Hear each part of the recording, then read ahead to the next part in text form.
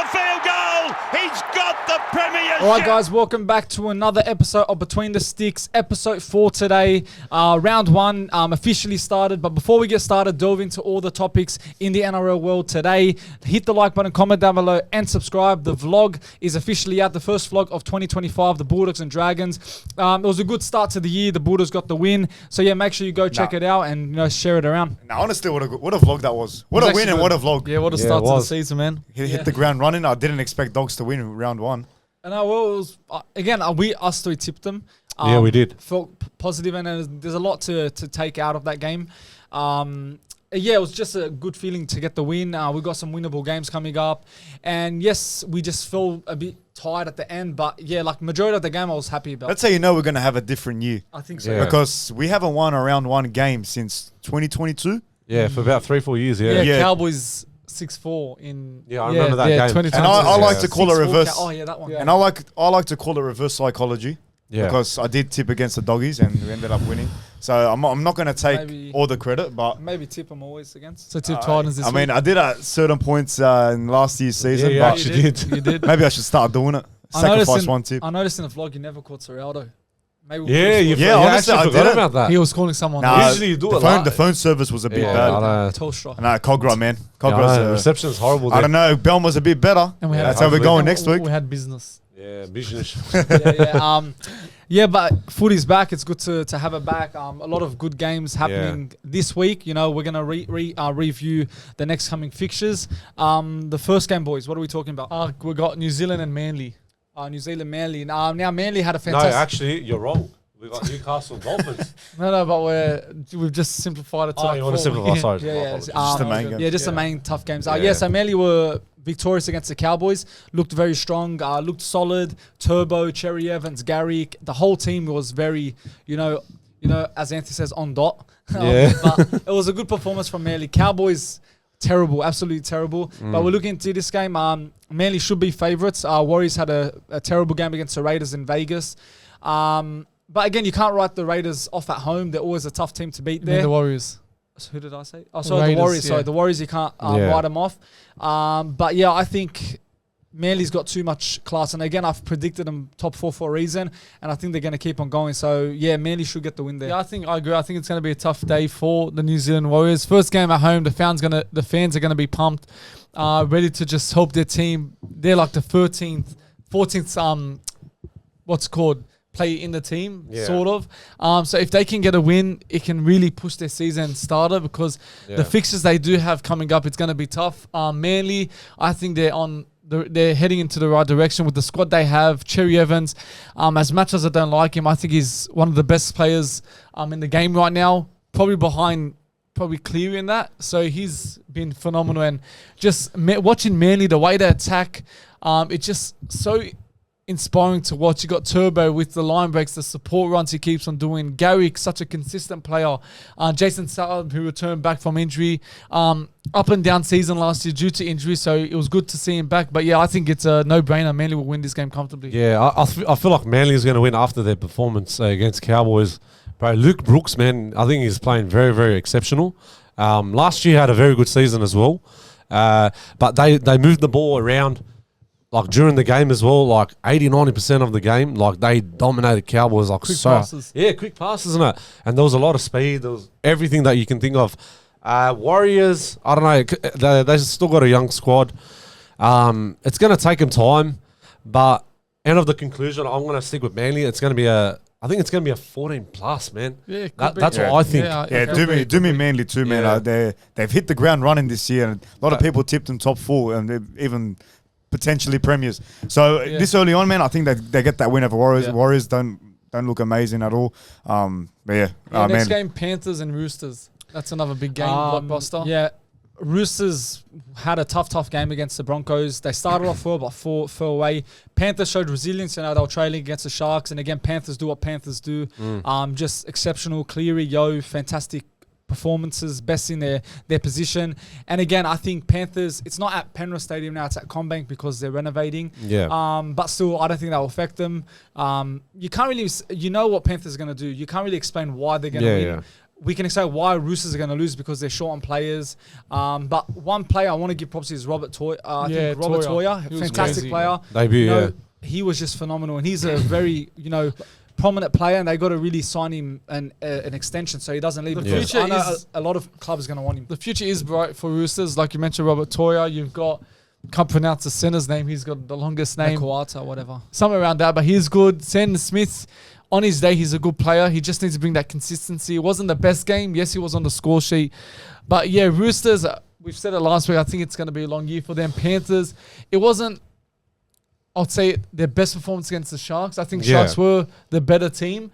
But Panthers just so consistent, so dominant. Isaiah Yeo, bro, I just love watching him. I think will go down. I think he's the best lock of all time. Well, he's just crazy, man. Well, since you mentioned about the way how they performed against Sharks, they just got lucky. I'm not just saying it in a bad way, but like in a good way. Yeah. Because it came to the end, you know what's about to happen. Yeah. But like it's just that they got everything they have.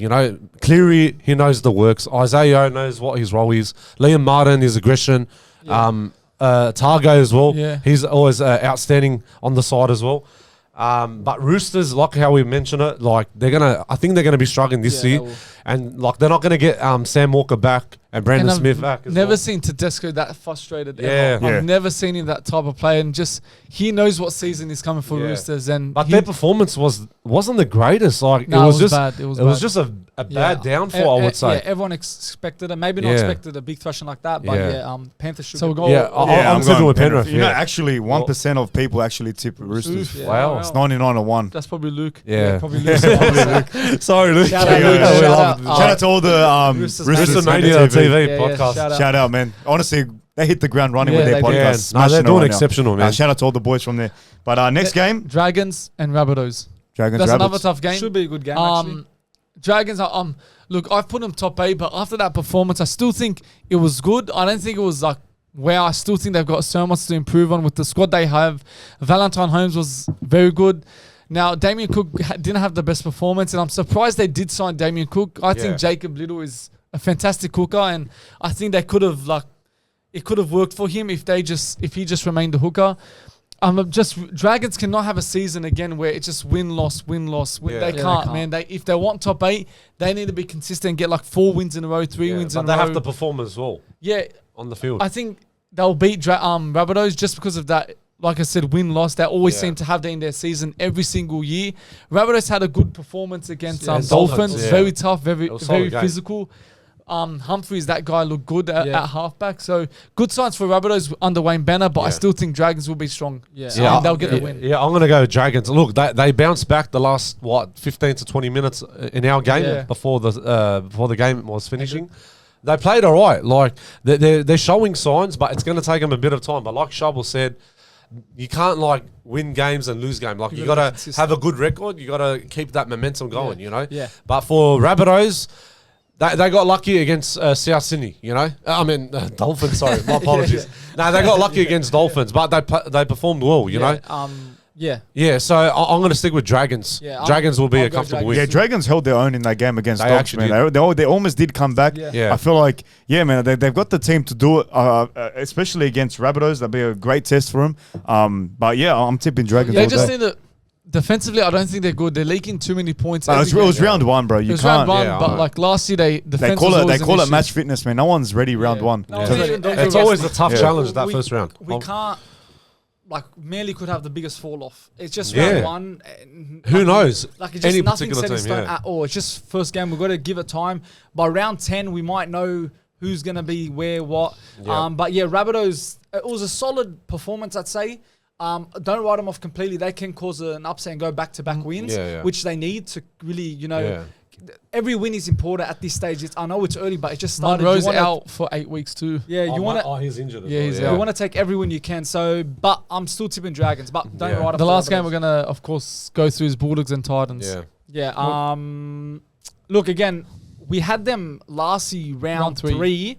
After Titans had a bye in round 2. Yeah, so it's sort of the same thing here. Titans have a good squad. Keanu Kinney, David Fafita, Jolliffe. They've got so many good players. But I think Bulldogs this year were in for, I believe, a good season. Yeah. Our line speed against the Dragons is phenomenal. Tupanua, Max King. Our forward pack really stepped up. Yeah, they actually did. Even Saluku Fafita. He came on for 20 minutes, but man, he charged hard. The point. He actually charged hard. He's putting pressure on Sammy Hughes to take his starting lineup.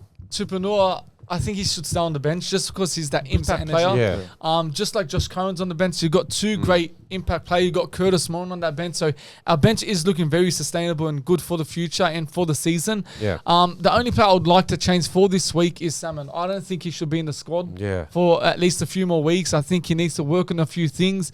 Yes, he works hard, but I think he makes too many mistakes, and I think just put Kerman back there. Reid Marnie needs to step it up. Because I think recently, even towards the end of last season, he was just not performing, man. And if he has another bad season, I'm considering or just letting him go. He's a top hooker, don't get me wrong, but he has games where it's a very bad performance. Like that try against Little. If you watch a replay, he could have made that tackle. He just let him go. Just lazy to tackle. And again, I'm getting a bit frustrated with Marnie. I know there's a good play in him, but he's just been inconsistent. And again, I'd be looking.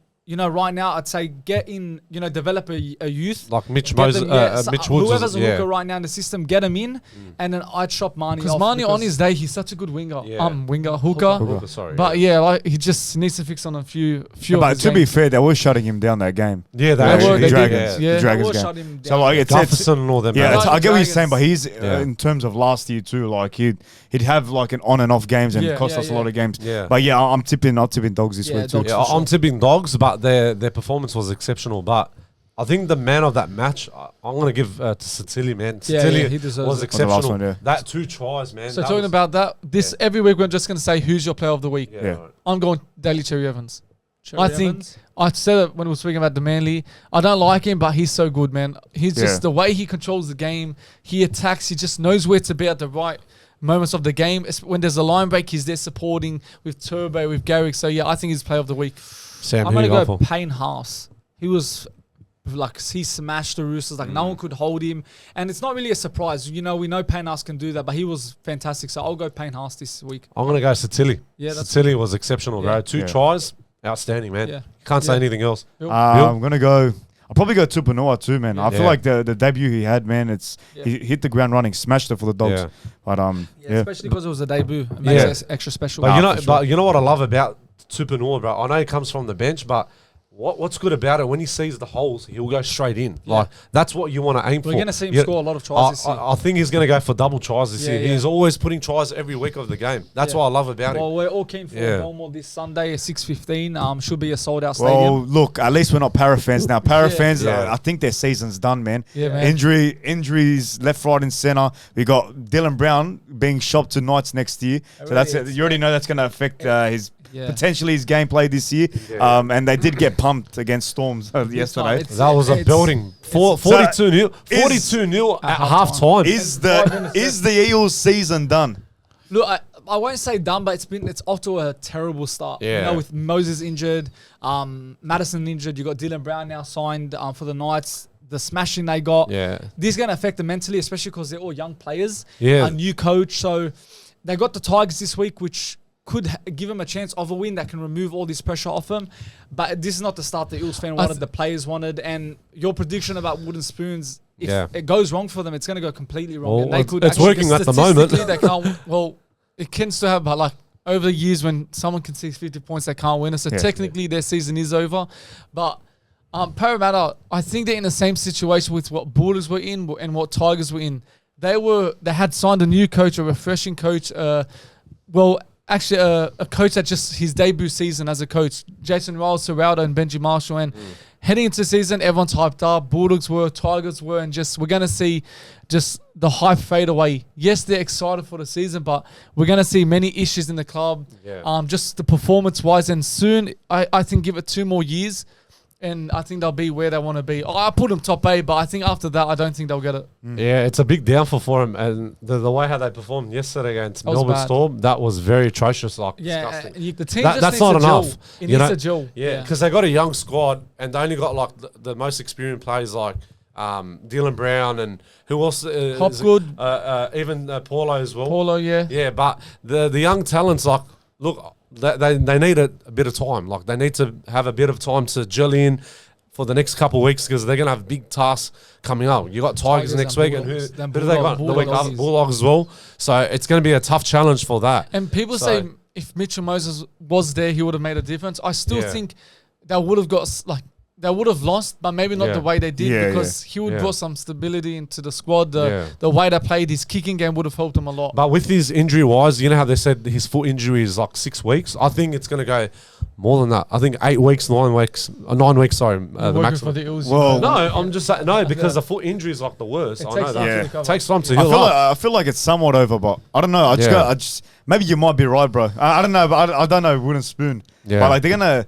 Pretty much a fall from grace. I mean, last year was a fall from grace, but I feel like Mitchell Moses, maybe you're right. Like, he wouldn't have made that much of a difference if he was on that field. But I feel like even because Riles is like a new coach there, his first game and stuff like that. So I feel like that was a factor too as to why they got pumped by Storm. And Storm just came off a grand final loss. Got something to prove again. Plus, they're playing in their home ground, man. Round one record, man. So I think it was like, how many years running? 201, since 03 or something. No, since 01. Which is crazy. Which is crazy. So 2001 they played well. They won the grand final. No, I'm saying round one. Round one. Sorry, my apologies. So, but to put it this way, is Eels season done? I don't think it's fully done, but like if they continue to lose, and injuries on top. If we reach round 10 and they got more losses than wins, and it's like bad wins, bad losses. Sorry, like write them off. What about that massive contract from Dylan Brown tonight? Yeah. Bro, $14 million. I've seen a lot of clubs I don't know if Roosters done that recently, 10-year contract on, I don't know, some player. You look at even in the Premier League, lots of clubs are doing 10-year deal. Everyone's doing I don't know why they're doing a 10-year deal. To pay more money to like... There's a reasoning behind it. Yeah. Look, again... And you know that's the most expensive contract in NRL history? I know. On Dylan Brown too. Dylan Brown. I think 14 million. You're talking 14 million. Ponga was leading, and then now it's Dylan Brown. Well, it looks like Knights have a lot of money that today. But how did he's not worth 14 million for 10 years? No chance, bro. And especially like what a coincidence after yesterday's game. Like this is the news today. This is like final straw. Like I think because there was a news outlet that came out that he was going to stay. Yeah, today it was actually today. After the result. You know, and he probably saw Knights. They look pretty decent. He probably said, you know what, I want a new... Must be hard being an Eels fan. But wasn't it one stage that he was going to sign with Roosters at one stage? Yeah, there was a few clubs interested in him, but there was I think it came out today that he was potentially going to stay. And I think after that performance, that's he goes on. I think it's over, man. Like 14 million, it's too much, It's way over. Like if you told me, all right, maybe say $2.5 million, $3 million or something for 3 years, 4 years, I understand. But look, it looks 14 million. And not only that, like... 10 years, like you're talking, he's now 24. You're talking to when he's 34. Like this guy, like right now he's in his prime, but like, how do you know in 5 years he falls off, and then you got another 5 years? So how much is he getting paid per year? I think 1.6. I think. So like we know Tamalolo signed a 10 year. That's it. He did. He fulfilled all that. Cherry Evans, I think, signed a 10 year. Yeah, they did as well. When the Titans tried to get him and he rejected it. So a few clubs have. Signed 10-year contracts to players, and they have remained in the club for 10 years. So I think, again, it could go good, but it could go terribly bad, and then they've wasted their money on someone that... How long has he been in the comp now? Parramatta couple of years. How long is he? More than a couple of years. More. He's like 5. Since 2018. When did he make his first grade debut? Was it back in 2019, I think? 17, 18, somewhere around that. I think 18. 2018? Yeah, I'm pretty maybe sure, 18, 19, maybe. So like about 5, he's already been 5 years. 5 so years, it's all right. Like, it's not like they got him at the back end of his career. Like they didn't get him at like 30 years old or like 28 years old. 24 is like pretty much prime age. But how do you know if injuries and all this... Even scandals, man. Scandals, bro. Who knows? He had the scandal, Yeah, exactly. How do you know you can trust this guy, bro? Like, I'm not putting anything bad on dual bags, man. Who knows, man? He might have... Is kickstarting his career again. Maybe at the Knights, it's a bit of a refresher. Who knows? But hopefully it works out for him. But do the Knights succeed with him? He'll add something to it. Their halves that's where they're lacking. Yeah. On your point, it was 2019. Yeah. But... They are lacking some halves, but I think he will add something, with Kalen Ponga. You got some good plays there. Knights have been back-to-back top 8. When everything was against them, like they weren't going to make it. So I think there is some positives in signing him. I think he will add something to it. Yeah. I personally, it is a good signing, but for what it's worth, I don't think it's worth that much. Yeah, no way. I disagree. Like his worth right now is just not good at the moment. Because Knights, you see him sometimes when they attack, they lack someone, that missing piece that can just attack and get the points. And I think Dylan Brown could be the answer. Like Sammy said, his connection with Ponga could help a lot. Some people are saying a 10-peat for the Knights. Yeah. I think so. I think 10-peat. 10-peat. Nah, Every no year. chance. Nah, no chance. I Maybe. don't want to say that. You never know. But even on that, like, I don't think Dylan Brown is going to be consistently playing good every single day. Like your Clearys or not that Cleary, but like you look at Cleary, you look at Moses, they always consistently play good. Yeah. I think he won't be the best signing. I think he'll have his moments. Yeah. They'll sometimes leave Knights fans questioning why did we sign him, but he will have some good moments.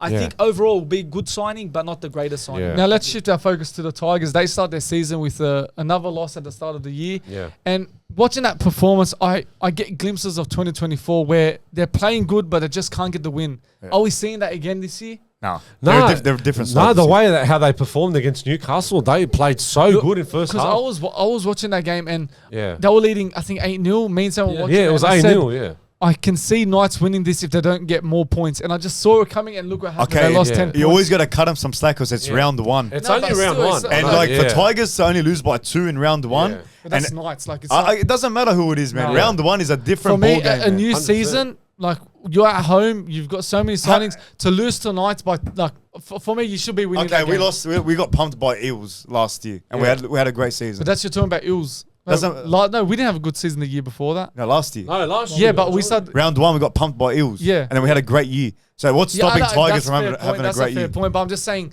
they can't go back to the habit. Fair point, but I'm just saying that because when you start losing, it's like... Who knows, walk into that shit and say, oh, this is going to happen again. Yeah, I get you, but like it wasn't like they... I know, bro, they had no right... losing that lead, 8-0, man. Like, I was watching that game, like, what the hell was happening? But regardless, man, there's great signs in that team. Luai, don't forget, just started with... He played very exceptional, man. Bro, every Tigers fan and every club member is relying on Jerome Luai 100%. To deliver. Yeah. And at the same time, it's like it's his first game. Yeah. He's got to, create chemistry with the team and just find his footing with the club. So I feel like going forward, we're going to see a whole different Tigers. I like the fans at the halftime. They were like all clapping him up when they walk in to say that was a very good moment. There's a good vibe around Tigers. They are. That they did play good. There's so much. I watched them. They look very more organised. They only conceded 10 points. But again, on Shabel's point, I'm watching that game and they couldn't finish. And again, they'll build on that on time. Yeah. But they couldn't finish. I was like, they're not winning this game. I knew Knights are going to come back and win it. Yeah. That they almost had it. If they could just have scored one more try, they had so many chances in the first half. Even Knights did. They just couldn't finish. Knights did. There was too many errors and penalties and. It slipped out of Tigers, but I see some positives for them. But I can see big signs from Tigers. But the way first half they played very good. Tarrell May played exceptional. Royce Hunt, Jack Bird as well. Skelton was good. Skelton, he put a try as well. Yeah. Jerome Luai's kicking ball is actually like phenomenal. But second half was, I think that 20 minutes of the second half, they just started to slow down. Like how you said, like too many errors, penalties. They just weren't forming as much because they still need time to gel in. Luai's pairing with Galvin as well. Buller is in the fullback as well. I know they're all taking their time to try to gel in, but I know Benji Marshall is going to give them a good positive sign in the next few rounds. Yeah. They've got Parramatta this week. I reckon they'll get the dub this week. But bro, there was a try that should not be a try from that set. I don't know if you saw on the right hand of the field before Marshall put the try, there was a forward pass, a meter. It was a meter and a half. But the touchline, the touch judge didn't say it was a forward. See, that's I know. They're acting soft again. That's when the bunker should intervene. But I know it's good signs for Tigers. Again, I was very impressed for them. The fans looked like intrigued. They're like they're exceptional. They're in the process, and they're going to enjoy the journey. So I think they're in for a good season. They got positive signs. The signings they've made have been exceptional. Now, breaking news today, Tarrell May has been offered a chance and now he's confirmed they can They dropped his charges and that for domestic violence. And I think the favourites is Tigers. I think it was himself or Tarrell May said, I'd love to play with my brother. Yeah. So could he be joining the Tigers? But they've already got, what is he, a centre and a winger? Justin Olam, because of his retirement, the NRL are going to give him the opportunity to sign someone else, and I think that money would be used for Tarrell May. And I think he can play centre. He'll play centre. If he plays centre, but I think it will change his life, bro. He'll get back to the way he was, play exceptional. They've got Dewey centre. Yeah. They've got Skelton on the wing. Yeah. Taruv on the wing. Taruv on the wing. And May on that side. They've got one more set. I think he'll fit they'll fit him in. But as long as they don't touch Skelton, because I feel if that's the case, I think he would be the one that gets chopped off. No. Or maybe Adam Dwyer. Maybe him, but I think he's more I experienced. feel like Adam Dwyer might get dropped, I think. Well, that's what I think. If Tarrell May is going to play, you put him in that position and drop Adam Dwyer. Because when May first bursted into the scene, he was a phenomenal player. Like bro, what we saw in his debut season at Panthers, did he get the 2-peat? No, he got 1-peat. The one maybe one, I think. But yeah, he was exceptional that year. Yeah. And if he can find that form with the likes of his Penrith former players, you've got even Tarrell May, his brother, now a good coach Benji. So if things do go his way and things like go right for the Tigers this season, he could be a massive part for them this year. Yeah, because if you look at I feel the Tigers in regards to recruitment, they've probably done better than us in a way of in a short term. You know, because they've been 2 Premier wooden spoons in a row, 3. I think it was 3, wooden spoons in a row, and right now, I think it was 2. I think it's 2 or 3. It was 2. Okay, sorry, 2 or 3. I don't know, regardless. Yeah. The That's players crazy. That's how many they've got. Yeah, I know, the players they've signed, like Luai, Skelton, Royce Hunt, Tarrell May, Jack Bird. Bro, these are good Skelton players. As well, if they click, they're going to be unstoppable soon. Yeah. Look, I think probably in the mid-season, that's when they're going to start gelling in, and they'll. I predicted them in top 8. So I hope they'll make finals this year. I want to see them in top 8 because Jerome Luai is going to change the whole thing around. That's what I think. Now, how about Channel 7 trying to bring the Footy Show back? What do you think about that? I'm happy, but I want the original Footy Show cast. All right, so it's rumoured, Den and Kemp, bloke in the bar. Yeah. They want Willie Mason. And who was the last one? Corey Parker. Corey Parker. So Corey Parker, Willie Mason, and Den and Kemp from bloke in the bar. Do you think they're good hosts? Look, it's not bad. That's actually a good host. Good team. Good panel. Yeah. But because you got Corey Parker, who will break down the game as the more serious type. Willie Mason's got the funny side. Yeah. And then you got Den and Kemp, which is like everything into one. Yeah. So it's a good team, but like again, if you bring it, Paul Vorden even said he misses it. So is Fatty gone from Channel 9 now? Didn't he retire from Channel 9? He is. He's retired now. I think Channel 7 could sign him. Look, if they do it, because trust me, like this will make him so much money. Whoever signs him. Yeah. Paul Vorden, Darryl Broman, Bo Ryan, all back in the scene. You know how many viewers are going to be on that? You need Bo Ryan back. And if they bring it back to the way it was, Cracker Fat, bring all these segments back, it's going to be like we're back in 2014. Mason and Bo Ryan will be good together. Even add Mason into the Footy Show. Yeah, they should. It's such a good... It's a missed opportunity if they don't bring it back. It's perfect what they're doing, bringing the Footy Show back. Is it the Footy Show or just it's another NRL show? The NRL, regardless. But I think, with them three, I would be keen to watch it. I think it's a good panel. I think they work well together. If you add those additions, like Fatty, what's his name? Bo Ryan and Darryl Broman. If you can get them all together, maybe Aaron Molan. Aaron Molan. She actually did. Now go. You're gonna say something? No. I was just saying it'll be. No, I was saying like great host, but I feel like a nostalgia. Like you were saying, bring back 2014. Sometimes like. Obviously, it's not that long ago, 2014, but like at the same time, you need something fresh, something new. No, of course, fresh. Yeah, of course, you need fresh. And I feel like good co-hosts, you need someone like a Fletch and Hindy on the Matty John show. And make it funny, someone who reminds me of like Fletch and Hindy is the boys from Hello Sport, Tom and Eddie.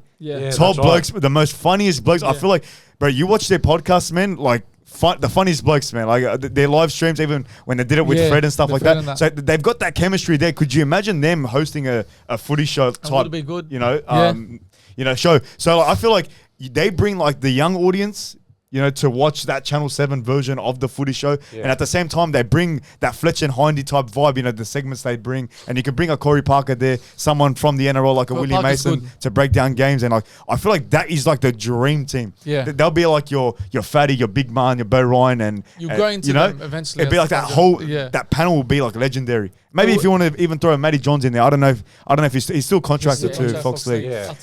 But I feel like those two boys as hosts, bro, they're the funniest blokes in the world. Yeah. Shout out Hello Sport, man. Honestly, but it would be a good team. Again, but like I know it won't happen, but it'd always be good to even if it's for a year. Just I'd love to see him back in action. But again, Willie Mason, Corey Parker, it won't be the same as it was. It'd be look when we had Aaron Molan take charge. We had Andrew Johnson, who did not want to be there at all. You could see on his face.